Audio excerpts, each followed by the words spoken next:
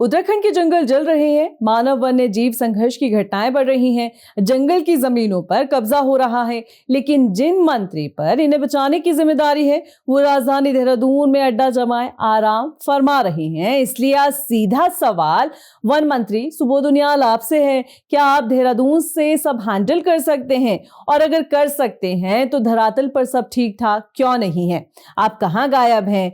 क्यों सुलगते जंगल, जानवरों का बढ़ता आतंक, वन भूमि पर होता कब्जा आपको दिखाई नहीं दे रहा है?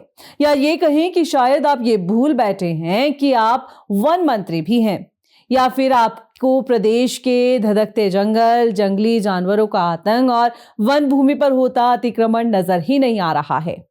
ना तो आप धरातल पर जाकर समस्या को देख रहे हैं और ना ही आप जनता की समस्या को समझकर उसका समाधान निकाल रहे हैं, या यूं कहें कि आप हर मोर्चे से नदारत हैं। पिछले दिनों जिस तरह से सर्द मौसम में भी नंदा देवी बायोस्फीयर रिजर्व के फूलों की घाटी से सटे जंगलों में आग लगी, इसके साथ ही चमोली के तपोवन, उत्तरकाशी के वर्णावत और बरकोट क्षेत्र में भी जंगल धधकते रहे।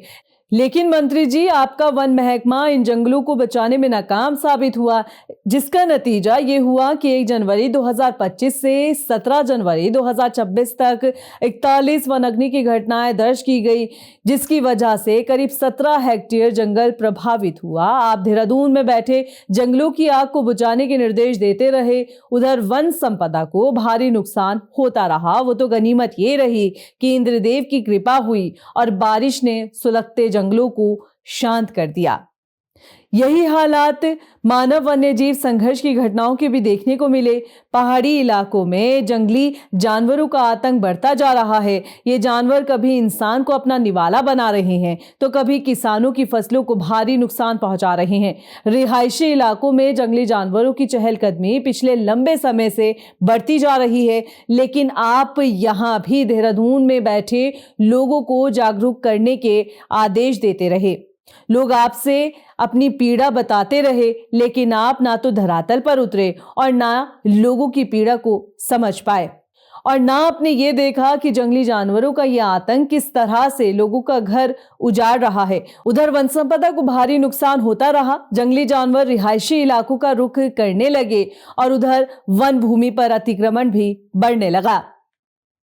ऋषिकेश में वन भूमि की हजारों एकड़ जमीन पर कब्जाने के मामले में वन विभाग क्या करेगा, ये अभी तक किसी को मालूम नहीं है। मसूरी रेंज में 12,312 वन सीमा खंभों में से 7,375 खंभा गायब हो गए हैं, जिससे वन भूमि पर अतिक्रमण और अवैध निर्माण को बढ़ावा मिला है। वहीं देहरादून का खलंगा वन क्षेत्र, जहां पर लगभग 40 बीघा वन भूमि पर कब्जा करने का मामला सामने आया था। वन क्षेत्र में अतिक्रमण की ऐसी स्थिति है कि अब सुप्रीम कोर्ट को इस मामले में हस्तक्षेप करना पड़ा है। कोर्ट सरकार को अब पूरे राज्य की वन भूमि का साइट प्लान और अवैध निर्माण का ब्यौरा देने का निर्देश दे चुकी है। तो मंत्री जी, अब आप ही बताइए कि आखिर आप कहां हैं? आपको धरातल पर उतरकर जनता के बीच जाकर उनकी समस्याएं सुनकर उनके दुख, दर्द और पीड़ा को समझना होगा। राजधानी देहरादून में अड्डा जमाकर बैठे रहने से जमीनी हकीकत से आप रूबरू नहीं हो पाएंगे। देहरादून से निर्देश देने भर से काम नहीं चलेगा।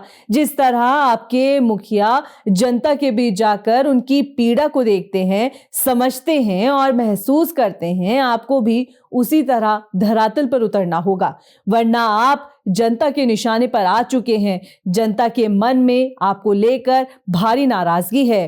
कहीं ऐसा ना हो कि इसका खामियाजा आपको 2027 के विधानसभा चुनाव में भुगतना पड़ जाए। इस रिपोर्ट को लेकर आपका क्या कहना है, आप हमें कमेंट कर सकते हैं। आप देख रहे थे खबर उत्तराखंड, मैं थी आपके साथ रक्षंदा खान। नमस्कार।